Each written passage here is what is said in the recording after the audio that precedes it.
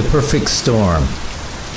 I've been laid off 3 times, divorced 3 times, and went into real estate during the subprime loan backlash, maybe the worst place and time in history to start a career in real estate. But it gets better. I was lucky enough to open for 2 Rock and Roll Hall of Fame bands. I interviewed an ex-con that did 3.5 years in the big house for being a communist spy. Well, maybe. I spoke with a man who took the gun from Bobby Kennedy's assassin. I was told by the most famous person I ever met, never drop names. Through all the times, good and bad like we all have, music has always been my passion. Here's what I sounded like on guitar in 1976.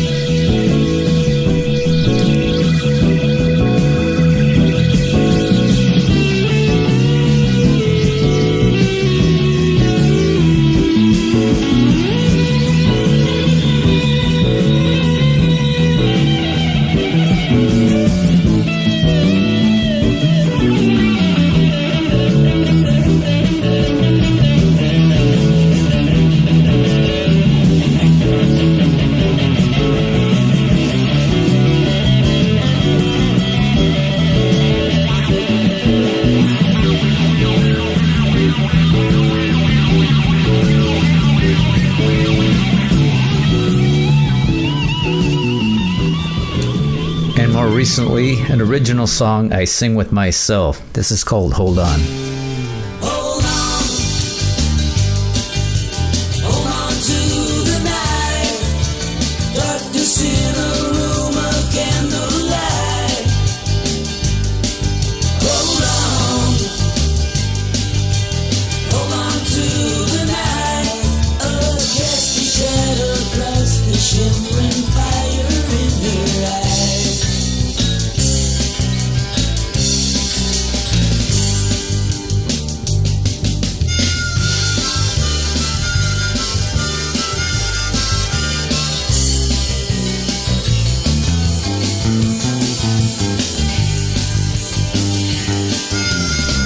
Here's a song I wrote called Better Each Day.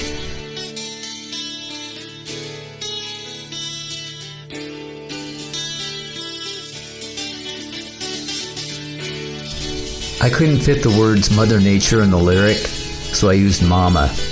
So every time you hear Mama, it's Mother Nature.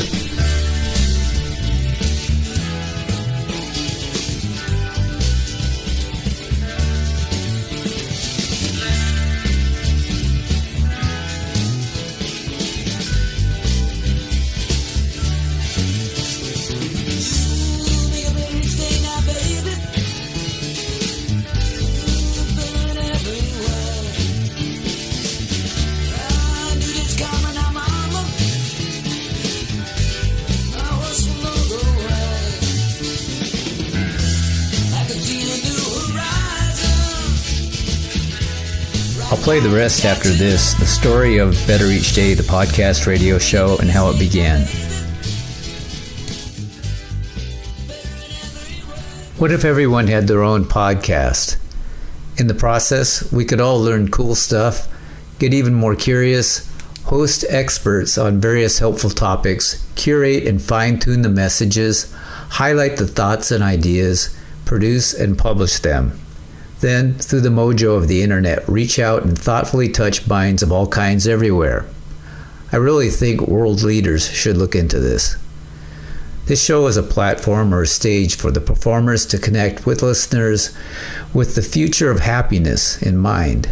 Happiness is like singing. The more you do it, the better you get at it, and no one is really tone deaf. Being kind is the number one thing that brings happiness. It's virtually impossible to be sad or angry when you're happy and gracious. Happiness is directly proportional to graciousness. Appreciating what we have, having new experiences, doing things that are meaningful, friends and family, and they're all free. Less than 10 years ago, my 86-year-old father called and asked if I would stay with him and my mother and take care of them. I was with them 24/7 for a fulfilling but demanding year. During that year, I learned a new perspective that a son or daughter could only learn by being totally immersed as a full-time caretaker for their aging parents. My father had cancer, my mother had a failing heart, and more. And yes, they both needed care with everything from meals, meds and doctor appointments to bed, bathroom, and beyond. We all knew our time together was growing short, but that was never, almost never, a topic. What did concern us was fascinating. I kept a journal of our final times together. I wrote down what we talked about, of their hopes and fears, and valuable relationships with others. I recently read through the scribbled notes, and I kept it all on a spiral notebook. They spoke of the past, present, and things of interest they still wanted to explore. Interesting, the things that now brought them purpose. And the final call was so basic and simple, it defies most of what we're programmed to think throughout our lives. It wasn't about the stuff or the material treasures that we seem to be drawn to, the elusive carrot dangling from the stick. What they and we worked toward for so many years kind of didn't matter anymore. The most valuable asset to them in the final act was time. Time to experience good times and to gain more knowledge. Their knowledge, memories, and phrases of their lives and the relationships with others were the gold. After sifting through my journal, I sat and thought, what if, in addition to memories and knowledge they had, what if they were a few years younger and they had a super easy access to new and interesting thoughts, and easier access to this information? Neither were crazy about computers and techie stuff. In fact, my dad had an insightful but anatomically impossible sticking it procedure intended for the creators. Both were perfect candidates for a warehouse of information that's now available hassle-free. And what if this information was available to them in their younger age, say from retirement and on?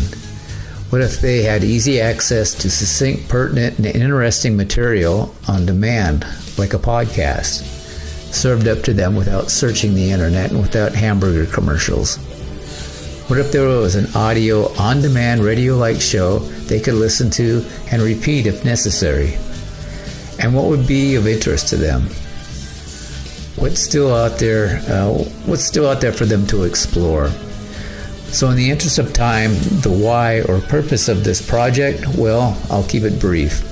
The spirit and content of this journey is to focus on honoring our futures. By that I mean good common sense, good eats and exercise, good friends and relationships, rich thoughts and ideas, and to have a damn good time while we're doing it. It's human nature to be curious. That's what sets us apart from the less treacherous species. My job is to curate digestible and understandable content of interest for you. The show will be featuring authorities on various topics from self-improvement to travel and music. You name it, I'll respond. I like to have fun, so I'll leave the major research up to the experts. I'll provide the needle shower of information, and I'll leave the conclusions to you. Each episode will be about 30 minutes or less and will be new every Sunday morning. The Better Each Day website will have show notes and helpful links. Better Each Day provides a platform, a stage for the performers to connect with you. Don't get me wrong, this show is not just for old people, it's for everyone. So thanks, Mom and Dad, and cheers to us. Honor your future. It comes with a lifetime guarantee.